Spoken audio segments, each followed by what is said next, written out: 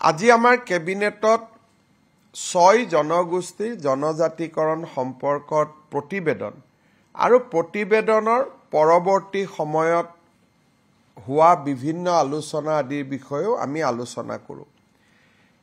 কেবিনেটত আমি কথা বতৰা পাতোতে দেখিছোঁ যে আমাৰ প্ৰতিবেদনখন খুব ভাল কৰি নপঢ়াৰ বাবে কিছু লোকে বিশেষকৈ CC2I কিছু বাতৰি কাকতত মন্তব্য কৰা বা সংবাদ মাধ্যমত মন্তব্য কৰা আমি দেখা পাইছোঁ।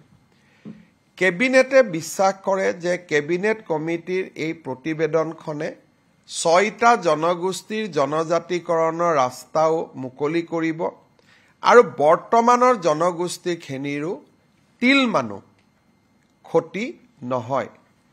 এই সংক্ৰান্তত যদি কেবিনেট কমিটিৰ ৰিপৰ্টখন বুজোতে পঢ়োতে কিবা অসুবিধা হৈছে তেতিয়াহ'লে কাৰোবাৰ মনত শংকা থাকিব পাৰে, কিন্তু ভাল কৰি যদি পঢ়ে শংকা থাকিব নোৱাৰে।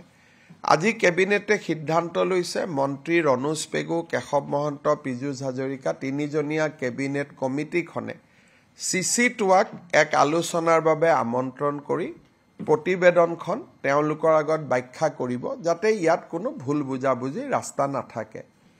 কেবিনেট কমিটিৰ লগত বহাৰ পিছত যদি প্ৰয়োজন হয় তেওঁলোকৰ লগত ময়ো আলোচনা কৰাৰ কাৰণে আমি ৰাস্তা খোলা ৰাখিম।